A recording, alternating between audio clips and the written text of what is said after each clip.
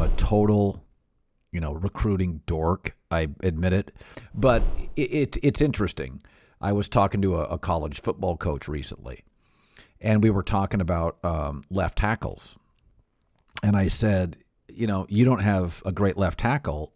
It was a Pac-12 coach. I said, but it won't matter until you face Oregon because of Kayvon Thibodeau. I said, then you're in trouble. But I said, I looked at your schedule, and there's not an NFL rush end on your schedule until then. Utah does a really good job usually with NFL D linemen. When you look, I see Andrew Whitworth, SEC, Matt Stafford, SEC. I do see your Jalen Ramseys, Florida State. I've said this before. I think if I was a GM, Les, I would struggle not to draft SEC players because I know they've played against NFL players. Pac-12, you may face one defensive rush end all year that's an NFL guy. Penei Sewell I like, but God, he's a monster compared to 90% of the guys he faces. I have to go back to like Auburn film or something, or a couple years ago. So you tell me, do you ever feel like if it's close, you just go with a Southern player in the draft? Well, I think I think you hit the nail on the head. You explained it well, right? It might not, right, just be because he was born in the South, and I just circling all the way back. My oldest kid played with Kayvon Thibodeau at Oaks Christian High School out here in California, so I got to see that kid probably as a sophomore, junior, and senior.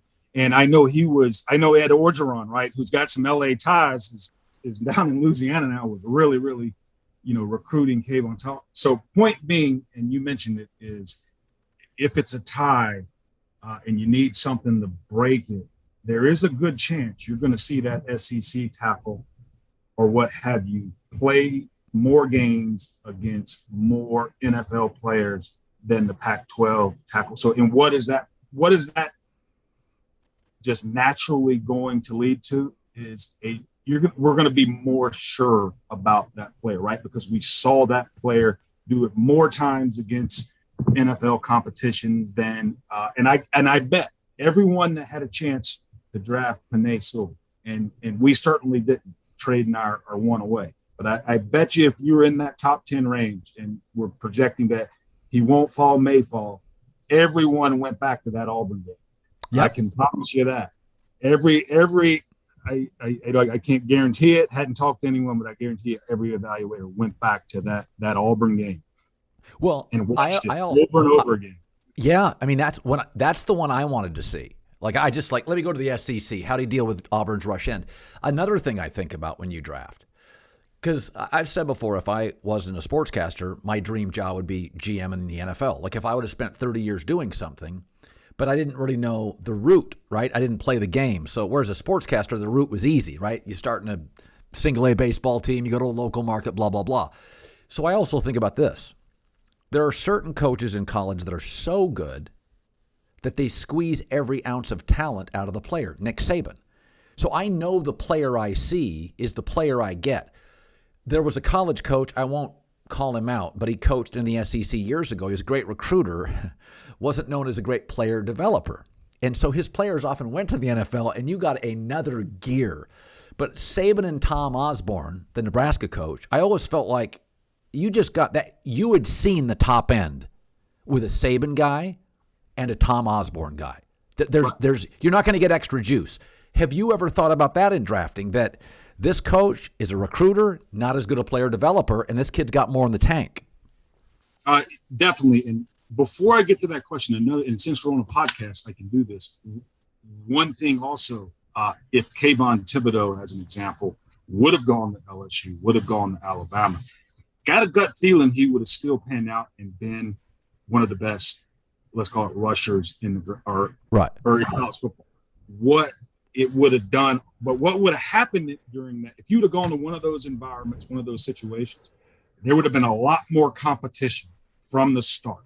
So you do get players the NFL is full of competition. So when you get one of those players and they've earned playing time at Alabama, LSU, Clemson, what have you, they also beat out some players that are going to probably play in the NFL as well. And those players may have to transfer to actually get enough tape to do it, and they do it, and it works out. But the competition is easy. But I do think you have to look at, right, coaches, schools, even systems, and really be nuanced in, okay, to put it simply, right, what is, mom, dad, God-given type traits that you're probably not improving, and if you do, it's minute amounts. But also look at systems and techniques, things that actually can be developed, right? And now you have to project, right?